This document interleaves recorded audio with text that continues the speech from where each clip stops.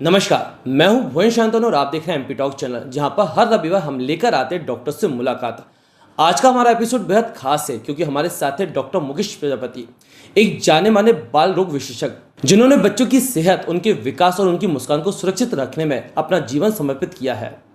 आज हम समझेंगे बच्चों में बढ़ती बीमारियों के पीछे की सच्चाई, टीकाकरण की अहमियत, न्यूबॉर्न केयर और न्यूट्रिशन के गोल्डन रूल्स और पेरेंटिंग से जुड़े वो सवाल जो हर माँ बाप जानना चाहते हैं। तो आइए करते शुरुआत डॉक्टर से मुलाकात सिर्फ एमपी टॉक चैनल पर। मैं डॉक्टर मुकेश कुमार प्रजापति। सर, आप किस पद में हैं? मैं जिला चिकित्सालय छतरपुर में शिशु रोग विशेषज्ञ के पद पर पदस्थ हूँ। सर, हमारे एमपी टॉक चैनल पे आपका बहुत बहुत स्वागत है। सर, मेरा सवाल रहेगा आपसे कि आजकल पेरेंट्स का सबसे कॉमन सवाल होता है, मेरा बच्चा खाना नहीं खाता। आप इस सिचुएशन में कैसे देखते हैं सर? जो खाना नहीं खाना एक गंभीर सिचुएशन है, क्योंकि खाना नहीं खाने की वजह से बच्चों को जो इफेक्ट पड़ता है वो है उसके कुपोषण होना और इम्यूनिटी ब्रेकडाउन होना। इम्यूनिटी कम होती है बच्चों की तो उसकी वजह से रोग प्रतिरोधक क्षमता घटेगी, और रोग प्रतिरोधक क्षमता घटेगी तो इससे बच्चों को इन्फेक्शन लगने के चांसेस बढ़ते जाते हैं। जी।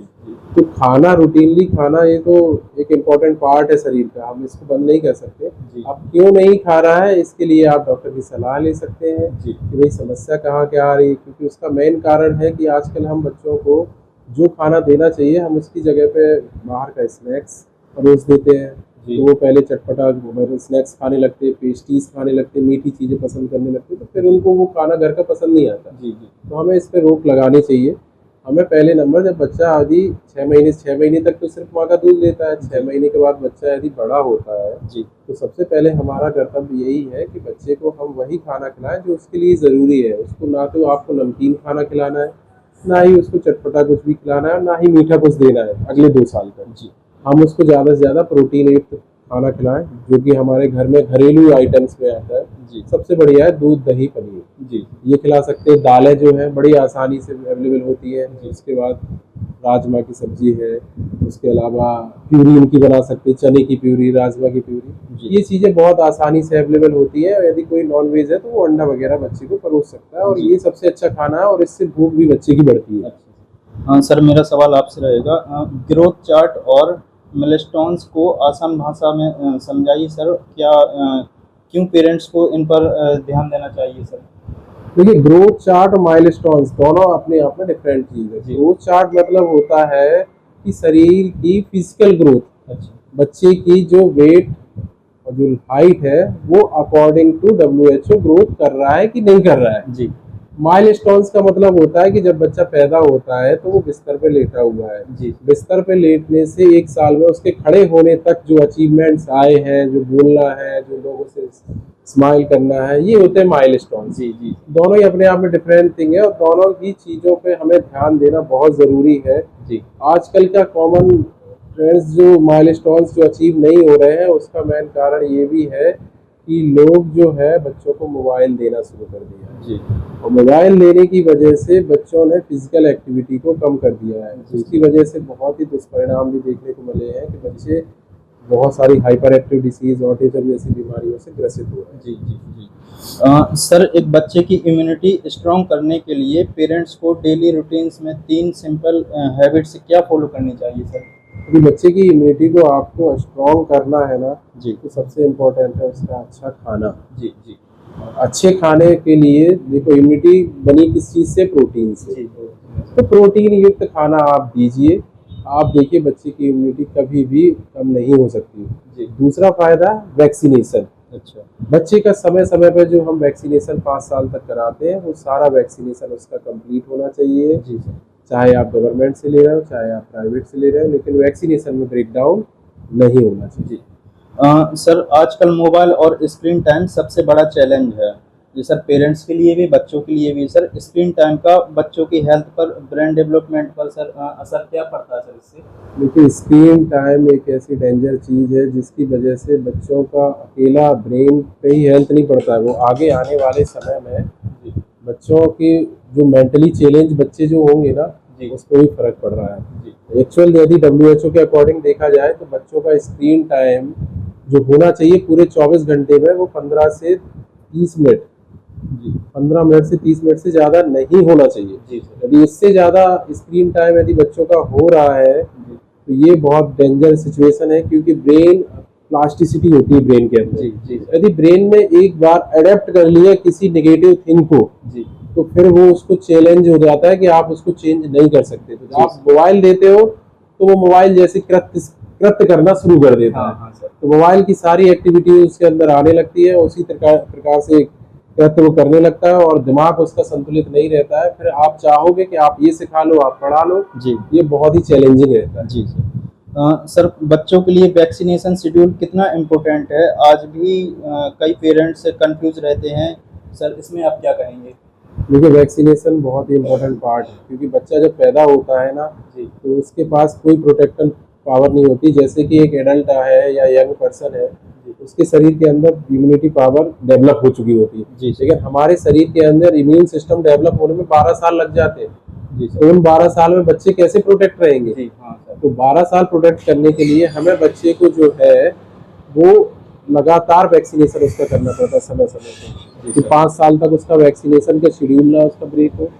प्लस वैक्सीनेशन के साथ साथ में उसके जो इम्पोर्टेंट वैक्सीन्स हैं वो किसी प्रकार से डिले नहीं होने चाहिए, क्योंकि ये ऐसी खतरनाक बीमारियों से बचाते हैं जिससे बहुत सी बीमारियां तो लाइलाज है, जिनका अपन ने खात्मा भी कर लिया, जैसे पोलियो जैसी बीमारियां हैं। जी सर। जिनका अपन ने खात्मा कर लिया, टिटनेस जैसी बीमारी है, वेरी डेंजरस बीमारी जी है, जी सर। जिनका अपन ने खात्मा भी कर लिया है। तो हमें वैक्सीनेशन से दूर नहीं भागना चाहिए, वैक्सीनेशन को अपनाना चाहिए। सर एक मिथ है कि टीथिंग से बच्चों को बुखार आ जाता है सर, इसके पीछे का सच क्या है? बिल्कुल नहीं, ये तो फिजिकल ग्रोथ है। अच्छा। बच्चे की लाइफ यदि बढ़ेगी तो उसके शरीर में चेंजेस आएंगे। जी वैसा ही एक चेंजेस है कि टीथिंग आना, जी जी वो एक नॉर्मल पार्ट है। उसको हम हर चीज से नहीं जोड़ सकते। बच्चे को दस्त लग गए, बच्चे को बुखार हो गई, हाँ, बच्चे हाँ, को सर्दी जुकाम हो गई, बच्चा झटके खा गया, मतलब कि आपका बच्चा अच्छा खासा बीमार है लेकिन दांत निकलना बंद हो जाए। हाँ। नहीं, दांत तो निकलेंगे ना भाई, दांत तो निकलना एक नॉर्मल प्रोसेस है और वो निकलना ही चाहिए। अच्छा। सर लोग कहते हैं कि दूध न पीने से बच्चा कभी स्ट्रांग नहीं बन सकता, सर इसमें क्या बिल्कुल माँ के दूध पीने से जो चीज बच्चे को मिलती है वो किसी अन्य पदार्थ या किसी भी अन्य बाहर के दूध से नहीं मिल सकता है। जी सर। है ना? तो हमें सिर्फ माँ का ही दूध पिलाना है अगले 6 महीने तक। 6 महीने के बाद में उसको ऊपर से आहार देना साथ में शुरू करना है, और 2 साल तक बच्चे को माँ का दूध मिलना चाहिए। अच्छा। वो हमें बिल्कुल भी बंद नहीं करना है, क्योंकि इसके दुष्परिणाम बहुत ज्यादा है। लोग गाय, बकरी, भैंस, बछड़े सबके दूध पिलाना शुरू कर देते हैं। उसकी वजह से बच्चों को इतना कुपोषण हो पैदा होता है कि उसके बाद यदि बच्चा बीमार हुआ तो उसको बचाना इतनी गंभीर बीमारी हो जाती है कि बचाना मुश्किल हो जाता है। अच्छा। अब आप एग्जाम्पल के लिए देखिए, यदि बकरी का बच्चा पैदा होगा तो वो क्या गाय का दूध पीने जाती है क्या? बकरी अपना ही दूध पिलाती है ना। तो ये गलत मिथ क्यों है कि हम गाय, बकरी, भैंस का दूध पिलाएं? सर लोग कहते हैं कि दूध न पीने से बच्चा कभी स्ट्रांग नहीं बन सकता, क्या ये सच है? देखिए, स्ट्रॉन्ग तो देखो बच्चा रहता ही है, लेकिन माँ के दूध पीने से डबल स्ट्रॉन्ग हो जाता है। जी है ना? तो स्ट्रॉन्ग इम्यूनिटी चाहिए हो ना। बच्चे को मोटा अकेला करना है तो आप पाउडर वाले डब्बे वाला सबको खिलाओ, बच्चा फुसफुसा मोटा हो जाएगा। जी जी। लेकिन इम्यूनिटी बूस्ट करनी है और बच्चे को अच्छा स्ट्रॉन्ग बनाना है ना, तो उससे अच्छा माँ के दूध से अच्छा कुछ भी नहीं है। अगर बच्चा देर से बोलना शुरू करना स्टार्ट करे तो ऑटोमेटिकली ठीक हो जाता है, क्या ये सही सोच है सर? देखिए, देर से बोलना, कितना देर से डिपेंड करता है ना कि आप कितनी देर से बोलना शुरू कर रहे हैं, क्योंकि हर चीज की एक अलार्मिंग कंडीशन होती है। जी जी सर। आप कहो कि 5 साल तक बच्चा नहीं बोल रहा, तो ये तो पॉसिबल नहीं है ना। अच्छा हाँ सर। 1.5-2 साल तक हम सोच सकते हैं कि बच्चा नहीं बोल रहा, जब तक उसकी सारी सिचुएशंस ठीक है। आपने मोबाइल दे दिया बच्चे को, मोबाइल नहीं, बच्चा नहीं बोलेगा, बिल्कुल बंद कर देगा। यदि बच्चे को कान से सुनाई नहीं देता होगा तो बिल्कुल नहीं बोलेगा। जी जी। तो ये चीजें हमें दिखाना भी डॉक्टर को जरूरी है, ये आप अपने हिसाब से डिसाइड नहीं कर सकते। जी। सर क्या ये सच है कि मोटे बच्चे हमेशा हेल्दी होते हैं? ऐसा कुछ नहीं है। मोटे बच्चे तो देखो, मोटा तो आदमी भी होता है तो हजारों बीमारियां लेके आता है। जी सर। बच्चे को एवरेज बिल्ट होना चाहिए, ना ज्यादा पतला ना ज्यादा मोटा। जी। Average built is best. जी। सर आज भी रूरल एरियाज में यह सोचा जाता है कि वैक्सीनेशन से बच्चे बीमार हो जाते हैं। इस गलतफहमी से आप क्या देखिए, कहेंगे? बच्चे को वैक्सीनेशन के बाद में थोड़ा बहुत बुखार आता है, वो नॉर्मल प्रोसेस है, क्योंकि वैक्सीनेशन के बाद बच्चे को बुखार नहीं आता। जी। तो देखो, ये हमें पता चलता है कि वैक्सीन लगी है तो थोड़ा बहुत इम्यूनिटी एकदम से एक्टिवेट होगी। इम्यूनिटी सिस्टम जब एक्टिवेट होता है तो थोड़ा बहुत बुखार आता है, वो चाहे कोई भी वैक्सीनेशन आप लगाओगे बॉडी के अंदर जाती है, तो ये अच्छा साइन होता है कि बॉडी में हमें बुखार आया, रिस्पॉन्स किया है। तो हमें इसको अपनाना चाहिए, ना कि इससे घबराना चाहिए कि इससे बच्चा हमारा बीमार होगा। और उसके साथ साथ में रोग प्रतिरोधक क्षमता भी बढ़ती है। जी सर, आज की फास्ट लाइफ में पेरेंट्स को बच्चे के मेंटल हेल्थ पर कितना फोकस करना चाहिए सर? देखिए, मेंटल हेल्थ जो एक इम्पॉर्टेंट पार्ट है वो शुरुआत से ही इम्पॉर्टेंट है, क्योंकि शुरुआत के जो 3 साल होते हैं बच्चे का, उसमें ब्रेन का 95 to 99% बेटर डेवलपमेंट हो जाता है। जी सर। तो शुरुआती पीरियड में यदि आपने बच्चे को गलत हैबिट्स में डाल दिया, जैसे मोबाइल देना, जी टाइम नहीं देना बच्चे का, जी सर। तो ये सारी चीज़ें बच्चे को गलत रास्ते पे ले जाती हैं और यहीं से बच्चा मेंटली रिटार्डेड होना शुरू हो जाता है। तो हमें शुरुआत से ही ध्यान देना शुरू करना चाहिए, ना कि हमें लेटर एज में सोचना चाहिए कि मेंटल हेल्थ के बारे में। तो हमें टाइम देना बहुत ज़रूरी है बच्चे। जी सर। आजकल जंक फूड्स कल्चर हर घर में घुस गया है सर। आपके हिसाब से हेल्दी खाना खिलाने के बारे में सर कैसे सिखाएं कि हेल्दी खाना खाए बच्चा? देखिए, जंक फूड चटपटा, मैंने पहले भी बताया आपको कि जंक फूड चटपटा मीठा ये होता है, यदि एक बार बच्चे ने चख लिया ना, तो फिर वो घर का आपका फीका खाना और ये सब नहीं खाना वो पसंद करेगा। जी सर। तो सबसे अच्छा तरीका है कि आप जंक फूड उसको ऑफर ही ना करो शुरुआत से। जी। Junk food is very dangerous. किस चीज़ के बने हुए डेंगे? सारे के सारे प्रिजर्वेटिव्स के बने होते हैं। हाँ सर। उसके बाद में मैदा वाला आइटम्स होता है जो कि बच्चों के लिए खतरे की वाली चीज़ है। जी। और वो शक्कर डली होती है, नमक डला होता है, जो कि बच्चों को देना ही नहीं है। जी। तो सारी चीज़ें बच्चों के लिए नुकसानदायक है। शुरुआती पीरियड में हमें जंक फूड बिल्कुल नहीं देना चाहिए, चाहे वो चॉकलेट्स हो, चाहे वो कुरकुरे, चिप्स, मैगी, पास्ता, कुछ भी हो, नथिंग। जी सर। पेरेंट्स अपने बच्चों के साथ क्वालिटी टाइम कैसे बिता सकते हैं जो उनके फ्यूचर पर्सनालिटी में फर्क डाले सर? देखिए, बच्चे को जो आप सिखाओगे शुरुआत से वही वो सीखेगा, यही उसकी क्वालिटी होती है कि वो परसेप्शन और सीखता बहुत जल्दी से है। जी। तो आप यदि उसको एक दिन का 2-3 घंटा भी आपने उसको दे दिया ना और अपनी क्वालिटी उसको दे दी, तो वो उसने ऐसे इस तरीके से गेन करता है कि लाइफ लॉन्ग है उसके लिए। अच्छा। तो आप यदि उसको टाइम दे रहे हो शुरुआती पीरियड से ही, यदि वो पीरियड आपने गवा दिया तो वो हमेशा के लिए चैलेंजिंग हो जाएगा। जी। सर, आपके एक्सपीरियंस से आज के बच्चों में सबसे कॉमन हेल्थ प्रॉब्लम क्या देखने को मिली है या मिलती है सर? कॉमन हेल्थ प्रॉब्लम्स तो देखिए, इन्फेक्टिव भी है जी। और नॉन कम्युनिकेबल डिसीज़ भी है, जी। जो कि बहुत चैलेंजिंग है। नॉन कम्युनिकेबल डिसीज़ में बहुत सारे बच्चे जब शुरुआती पीरियड में पैदा होते हैं, जब होते नहीं हैं, तो वो एचआई जैसी बीमारियों से ग्रसित हो जाते हैं, जिसे विकलांगता बीमारी कहते हैं, सेरेब्रल पाल्सी। जी। वो बहुत ही गंभीर बीमारी है जिसका इलाज भी संभव नहीं है। वो ब्रेन डैमेज होना है, वही ब्रेन की मैं बात कर रहा हूँ जिसके लिए प्लास्टिसिटी होती है। ब्रेन एक बार डैमेज हुआ जी तो फिर वो कभी रिकवर नहीं करता, इसलिए शुरुआती पीरियड से ही ब्रेन को संभालना बहुत ज़रूरी है। जी। दूसरी चीज़, यदि हम देखें कि आज के समय में जो लेटर एज ग्रुप में जो बच्चों को लोग ध्यान नहीं दे रहे हैं और कि अपने हिसाब से बच्चे जो छोड़ दिए जा रहे हैं मनमाने तरीके से, तो उन पर मेंटली प्रॉब्लम्स क्रिएट हो रही हैं। जी sir. Another infective health issues देखें यदि हमारे, तो इन्फेक्टिव हेल्थ इश्यूज में common cough, cold, respiratory problems बहुत ज़्यादा हैं, गैस्ट्रोएंटराइटिस की भी प्रॉब्लम्स हैं, उतनी ज़्यादा दिमागी बुखार की भी है। तो इनका कोई खास फर्क नहीं है, लेकिन पहले से बहुत कम हुआ है। जब से वैक्सीनेशन में बहुत ज़्यादा इम्प्रूवमेंट आया, उसके बाद से डायरिया बहुत घटा है देखा जाए तो। उसके बाद जब से पीसीवी वैक्सीन आई है तो हमारा निमोनिया बहुत ज़्यादा घट गया है। तो इन चीज़ों से निमोनिया घटाने में और डायरिया घटाने में बहुत डेथ होती थी। आजकल इनसे वैक्सीनेशन की वजह से इनसे बहुत बचाव हुआ है, लेकिन फिर भी अभी केसेस आते हैं और उनका उपचार किया जाता है, तो इनसे आप बचाएं। जी। सर, आजकल हार्ट अटैक भी बहुत बढ़ रहे हैं सर, किसी वो जंक फूड की वजह से। हार्ट अटैक जो है मेन कॉमन प्रॉब्लम जो है वो जंक फूड की वजह से है। तो हमें जंक फूड बच्चों को नहीं परोसना है जितना ज़्यादा से ज़्यादा हो सके, क्योंकि रिफाइंड ऑयल होता है, कोलेस्ट्रॉल होता है, इस बॉडी के अंदर जो ब्लड वेसल्स है उसमें एथेरोस्क्लेरोसिस करता है।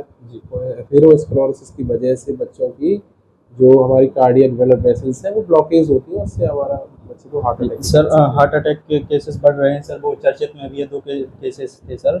एक 9 साल की बच्ची थी राजस्थान में सर, वो सस्पेक्टेड हार्ट अटैक आया था सर उसे जुलाई 2025 में। और सर एक केस ये भी था, एक 14 साल का लड़का था, ड्यूरिंग स्पोर्ट उसमें था सर, ये ड्यूरिंग स्पोर्ट्स ट्रेनिंग में था सर, ट्रेनिंग करता था, तो उसे भी सर दिसंबर 2024 में अटैक आया था सर। बिल्कुल बिल्कुल, तो आ सकता है ना। आप देखो एडोलेसेंट एज ग्रुप में बच्चे जंक फूड खा रहे हैं, जी खाना खा नहीं रहे हैं। वो जो प्रोटीन डाइट उनको लेनी चाहिए वो टोटल कार्बोहाइड्रेट रिच और शुगर ले रहे हैं। जी जब शुगर और कार्बोहाइड्रेट और नमक खाओगे आप, जी तो ये रिजल्ट तो देखने को मिल नहीं है, क्योंकि वो हेल्दी फूड नहीं है ना। जी जी। वो बॉडी में कोलेस्ट्रॉल के लेवल को बढ़ाएगा, कोलेस्ट्रॉल से ब्लॉकेज होंगे, ब्लॉकेज से हार्ट अटैक आएंगे। अच्छा, अगर पेरेंट्स को एक लाइन में एडवाइस देनी हो कि ये चीज़ कर लो या ये ना करो, तो सर बच्चा हमेशा खुश रहेगा, तो आप क्या कहेंगे सर?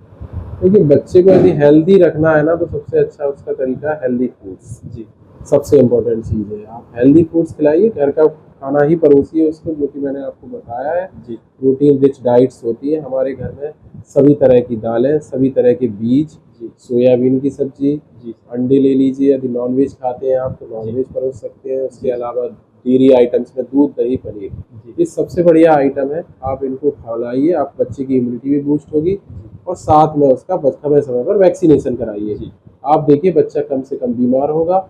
उसके बाद यदि आप बाहर से आते हैं और बच्चे को आप टच करते हैं तो हैंड वॉशिंग की प्रोसेस रखिए, एसेप्टिक प्रिकॉशंस रखिए। यदि आप बीमार होते हैं, आपको कोई बीमारी है, तो आप मास्क का इस्तेमाल करें, हैंड वॉशिंग करें, तो बच्चा कभी बीमार होगा ही नहीं। जी। सर यदि वैक्सीनेशन की बात करते हैं सर, तो पेरेंट्स को कैसे पता चलेगा सर कि सही समय क्या है वैक्सीनेशन का? देखिए, वैक्सीनेशन करने के लिए वैक्सीनेशन चार्ट दिया जाता है। जब आप वैक्सीनेशन कराने जाते हैं तो आपको नेक्स्ट डेट दी जाती है, जी आपको साइड भी बताई जाती है। तो उसके लिए बहुत अच्छा सिस्टम टीकाकरण का बना हुआ है। जी उसको तो मैं बिल्कुल ब्रेक मैं मत बोल नहीं सकता, क्योंकि वो बहुत अच्छा सिस्टम है। आपको इन्फॉर्मेशन भी दी जाती है। आजकल तो ऑनलाइन यूविन पोर्टल चलने लगा है, जी जी आप ऑनलाइन भी अपना स्लॉट बुक कर सकते हैं, ऑनलाइन वैक्सीनेशन भी जाके आप साइट देख के करा सकते हैं। जी। अच्छा सर, बहुत बहुत धन्यवाद आपका हमारे एमपी टॉक चैनल पर सर, आपने अपना कीमती वक्त दिया, बहुत बहुत धन्यवाद। डॉक्टर मुकेश प्रजापति जी, आपने बेहद आसान भाषा में बच्चों की सेहत से जुड़े ऐसे अहम मुद्दों पर प्रकाश डाला जो हर माँ बाप के लिए जानना जरूरी है। आपके अनुभव और सुझाव निश्चित ही हमारे दर्शकों के लिए एक अमूल्य मार्गदर्शन साबित होंगे। दोस्तों, अगर आपके भी बच्चों से जुड़े सवाल है तो हमें कमेंट बॉक्स में लिख भेज सकते हैं। याद रखिए, बच्चों की मुस्कान ही हमारे भविष्य की पहचान है। मैं हूं भुवन शांतनु और आप देख रहे थे डॉक्टर से मुलाकात सिर्फ एमपी टॉक चैनल पर। मिलते हैं अगले रविवार एक नए डॉक्टर नई बातचीत के साथ। धन्यवाद।